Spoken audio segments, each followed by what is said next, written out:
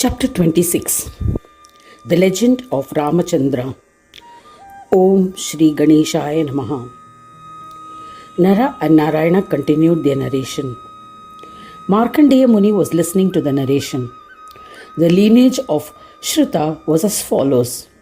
Shruta, his son Nabha, his wife and illustrious son Sindhu Dvipa, his son Ayutayu, his son who was proficient in horsemanship and a friend of Nala, Rutuvarnaka, his son Sarvakama, his son Sudashaka, his son Saudasha, and his son Kalmasapada. Kalmasapada begot a son with the blessings of Vasishta named Ashmaka. He furthered his lineage of Ikshvaku.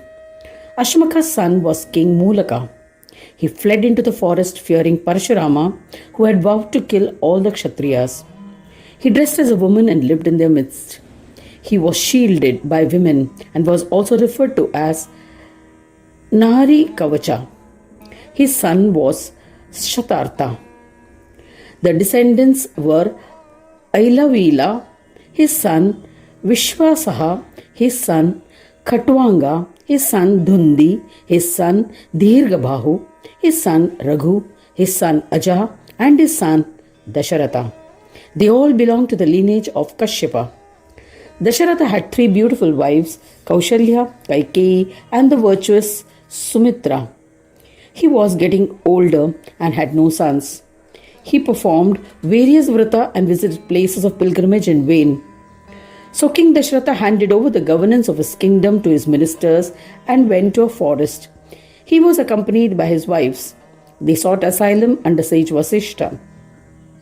In Hindu mythology, Kalmasapada, also known as Saudasha, Mitrasaha and Amitrasaha, and Kalmasangri, was a king of the Ikshvaku dynasty, the solar dynasty, who was cursed to be a Rakshasa by sage Vasishta. He is described as an ancestor of Rama, the avatar of God Vishnu and the hero of the Hindu epic Ramayana. Many texts narrate how Kalmasapada was cursed to die if he had intercourse with his queen. So he obtained a son from Vasishta by Niyuga, an ancient tradition whereby a husband can nominate another man to impregnate his wife. Sage Vasishta initiated them into the 10-syllable, the Shakshara mantra of Ganesha. He asked, "How did you forget Gajanana? Gajanana is a family deity of Surya. You belong to his lineage. Anyone who forgets him will not be successful and will face several such obstacles in this and other world. Therefore, O king, you should worship to him with devotion. Do not ever forget this king of mantras. It will definitely be detrimental to do so." He bowed to Vasishta. Heeding to the advice of Vasishta, Dasharatha went into the forest. He commenced severe penance. He subsisted only on air and worshipped Ganapa. Along with his wives, he chanted the king of mantras with great devotion and humbly contemplated on Ganesha. After 100 years, Gajanana was pleased and manifested to grant him boons. He was mounted on a Mushaka. On seeing him, the perplexed Dasharatha and his wives stood up. They performed his puja, offered pranams, and extolled by chanting various stotras. They bowed to him again and again. Lord Ganesha then said to the distinguished king, "O mighty king, ask for what you desire. I shall grant your heart's desire." Hearing these reassuring words, Dasharatha said to Gananatha, "The Lord who grants all siddhis, O Gajanana, if you are pleased, grant us steadfast devotion at your feet, so that our ignorance is destroyed. O Ganadisha, also bless us with sons who will attain extraordinary fame, who will be endowed with great strength and be immersed in devotion to you. Grant that the location where I have performed my austerities will be blessed by your continued presence. Grant that you will be established there and will fulfill the desires of all your devotees." The Lord granted these wishes and disappeared. He happily returned to Swanandaloka. Sage Vasishta installed an idol of Ganesha for the devoted King Dasharatha. The Kshetra became known as a wish-fulfilling Kshetra. O Brahmin, they performed puja of the idol, and King Dasharatha and his wives returned to Ayodhya. His subjects were overjoyed. Thereafter, Lord Ganesha instructed Lord Vishnu to incarnate on earth to kill Ravana. Accordingly, Vishnu incarnated as the sons of Dasharatha. The imperishable Hari divided himself into 4 sons. He was born to Kaushalya as Rama, the eldest, and a mastery of weaponry. He incarnated as Bharata, son of Kaikeyi, as 2 sons to Sumitra, Lakshmana, and Shatrughna. O eminent Brahmin, they were all valiant like Vishnu. Thereafter, King Dasharatha indulged in a lustful life and forgot the worship of Gananayaka. O Muni, he conducted a thread ceremony and other rites of Rama. At the same time, Vishwamitra requested Dasharatha to send Rama for protection of his yajna. Rama and Lakshmana were sent to protect the yajna. While doing so, they had to kill a fierce asura named Bahuka. Pleased with the valiance of Rama, Mahayogi Vishwamitra and other great munis were extremely pleased with Rama. He taught Rama the comprehensive knowledge of astras, celestial weapons. Sage Vishwamitra, Kaushika, went to a yajna conducted by Janaka, accompanied by Rama and Lakshmana. Janaka honored them. On that occasion, Rama knocked the arrow onto the bowstring of the bow that belonged to Shankara. He broke the bow. This was a condition of the Swayamvara, marriage where a girl chooses a husband, conducted by Janaka for the marriage of his daughter Sita. King Janaka wed Sita to Rama. Janaka's another daughter Urmila was wed to Lakshmana. O Mahamuni, Janaka also respectfully wed his nieces to Bharata and Shatrughna. Queen Kaikeyi forced Dasharatha to exile Rama into a forest and insisted on enthronement of Bharata. He was forced to do so to fulfill a wish he had granted her in the past. Dasharatha exiled his son Rama for 14 years. Rama respected his father immensely. Obeying the command of his father, Rama went to a forest. Lakshmana and Sita also accompanied them. They decided to halt at a pilgrimage place near Nasik. One day, Ravana, king of Lanka, came as a guest and kidnapped Sita, finding her alone. He took her to Lanka. Rama and Lakshmana searched but could not find her. Rama was aggrieved and fell unconscious. Rama searched for Sita in the forest and reached the province of Karnataka. They arrived at an important Shiva Kshetra in Karnataka. Both became devotees of Shiva and performed austerities towards Shankara with devotion for a month. Shankara became pleased and manifested to advise Ram, which would help him in finding Sita. Shiva said, O illustrious Rama, you are the eternal Vishnu. Due to a curse pronounced by Rishi Bhrigu, you had to incarnate as a human. Also, as a result of the curse, you have been separated from Sita and exiled into the forest. Therefore, you should worship Ganaraja with devotion. O Rama, this will result in being enlightened with the knowledge of your past life, and you will also be reunited with Sita. This is beyond doubt. Listening to the words of Shiva, an extremely distressed and valiant Rama asked, O Shambhu, O Mahesha, who is this Ganesha you refer to? Why is he referred to as the Lord of all? Sarvadhisha, please elucidate. O eminent Muni, responding to Rama's wishes, Shankara imparted the enlightening knowledge. O Rama, I shall give you the complete knowledge of Ganesha. Listen. O Lord, understanding the knower of everything, you will be content. There are 5 tendencies of the Chitta which exists in the heart. Is its inherent nature. Siddhi is the Maya who creates various delusions. She exists everywhere in the form of objects. Mankind become infatuated to acquire these Siddhis. She is also Prakriti and is positioned on his left side. Buddhi is also Maya. She is positioned on his right side. Their Lord is Ganesha and he is endowed with yogic bliss.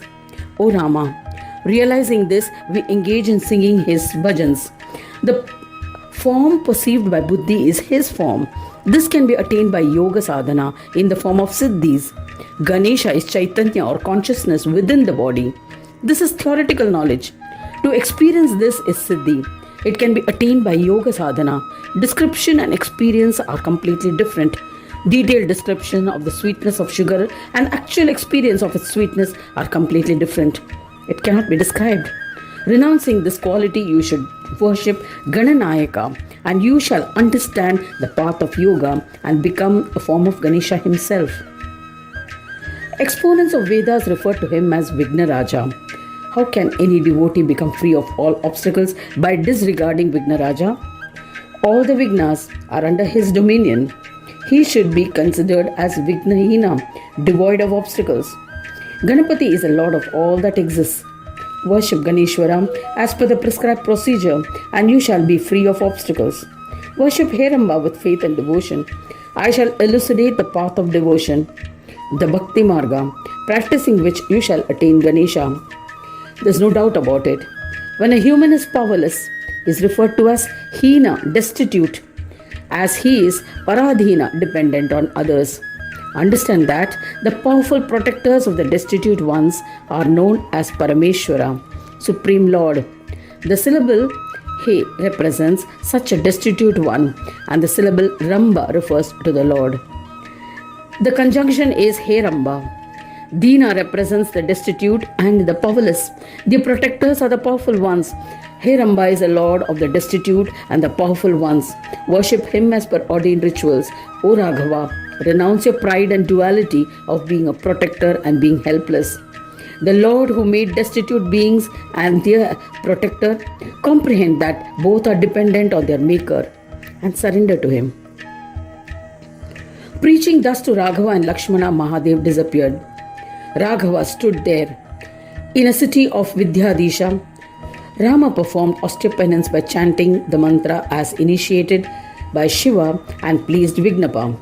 Both performed his puja with faith and devotion and maintaining a fast. Meditating on the Lord and serving him through yoga, Rama acquired peace. After 6 months, Ganesha became pleased with his determination, and the compassionate Ganesha manifested to grant boons. He awakened Rama and Lakshmana from their deep state of meditation. They paid reverence to Ganesha. Thereafter, O Muni, eminent Deva Rama performed his puja, bowed and extolled Vignapa. Rama extolled, O Heramba, the bestower of mercy on the helpless one, I bow to you. You are the creator of the destitutes and the protectors, I bow to you. You do not distinguish between the destitutes and the protector Ishwaras, I bow to you. O Lord of Ganas, my repeated salutations to you. You are the primal cause of all. You exist in the middle and the end. To Anadi Lambodara, my repeated salutations to you. To Chintamani, who is the driver of the Chitta. To the one who is devoid of Bheda and Abheda, the embodiment of Bheda and Abheda, I bow to you. To the one revered by all, to the one worshipped foremost, to the eternal, to Paresha, to the supreme, to Dundi Raja, I bow to you. To the accomplished one, Purna, to the Lord of the accomplished, to the one who resides in Swananda, I bow to you. To the bestower of Siddhi and Buddhi, I bow to you. To the consort of Siddhi and Buddhi, I bow to you. To the one you make the powerful non-devotees destitutes, I bow to you. To the one who makes the devotees powerful, I bow to you. You control both the states of being powerless and powerful, if you desire so. So, O Yogisha, protect me. My salutations to you. To the form of Shanti Yoga, how can I extol you? Even Vedas and Yogindras have been unable to praise in its entirety. While extolling thus, Rama was overwhelmed and his throat choked with emotion. Seeing Rama immersed in the nectar of devotion, Gajanana said, I am pleased and shall grant any boon that you desire. This stotra composed by you will have the power to bestow yogic peace and enhance devotion to me. I will fulfill all the desires of readers of this stotra. The listeners of the stotra will be beloved to me. Hearing these words of Heramba, Janardana, Rama was overwhelmed with emotion. He joined his palms in reverence and said, O Gajanana, if you are pleased with me, grant me eternal devotion to your holy feet. Grant me yogic peace and the knowledge of the Smritis. Grant that I may become a revered Yogindra as expressed by Shankara. Sita has been abducted by Ravana. O Heramba, I am planning to kill him. Please bless me with success in this endeavor. O Gajanana, grant that I may be acclaimed everywhere. Gajanana replied, O Vishnu, may you accomplish all that you desire. By mere remembrance, all your endeavors will be effortless. All beings will survive by chanting your name. Seeing this, Ganesha disappeared. Rama and Lakshmana were delighted and remained there. Thereafter, Rama invited sage Agastya and other eminent Brahmins and installed an idol of Heramba. Since then, Lord Gananatha Heramba is stationed in the town of Vidyadisha and grants siddhis to all devotees. O Markandeya, after performing his puja, Rama became free of the sorrows of separation from Sita and with Lakshmana proceeded to kill the Rakshasas. Thereafter, Rama and Lakshmana befriended Sugriva after killing the wicked Vali. Taking the army of monkeys with him, Rama attacked Lanka. Devas like Hanuman, Angad, Sugriva, Jambavanta, etc. were with Rama and Lakshmana and fought ferociously with the Rakshasas. They destroyed the entire army of Rakshasas and Kumbhakarna. Lakshmana killed Indrajit. Ravana was filled with wrath and entered the fray. He attacked the valiant monkeys and rendered them unconscious. Lakshmana too fell unconscious. Rama was extremely distressed. The weapons and astras of Rama were rendered ineffective. Rama contemplated on Gananayaka. Chintamani instantly manifested in the heart of Rama, and with renewed vitality, Rama attacked Ravana effortlessly, O Markandeya. The Lord of Buddhi himself bestowed wisdom on Rama. O Mahamuni, the inanimate world is driven by Buddhi. After killing the valiant Ravana, Rama, a descendant of the Surya lineage, enthroned Vibhishana as king of Lanka. Rama and Sita returned to Ayodhya in Ravana's airplane. Thereafter, he ruled his kingdom righteously and with political wisdom. As he was infatuated with Sita, he forgot Ganesha. As a consequence, he was separated from Sita. After the success of Ashwamedha Yajna, he became firmly established as the king. He regained the knowledge of Ganesha with the help of sage Vasishtha. He became peaceful. He established an idol of Ganesha and also performed puja of Ganesha with wholehearted devotion. In the end, he returned to his abode in Vaikuntha. In his disembodied form, Vishnu happily and continuously worshipped Ganesha with single-pointed focus. Anyone who reads the legend of Rama with devotion or listens to it with faith and devotion will be blessed with all enjoyments and liberation. This is the avatar of Mahodara as Heramba. Listeners will be blessed with all siddhis. Thus ends the 26th chapter titled The Legend of Ramachandra in the third Khanda of the Puran Upanishad, Srimad Mudgal Puran, describing the legends of Mahodara, dedicated to Sri Gajanana. End of chapter 26.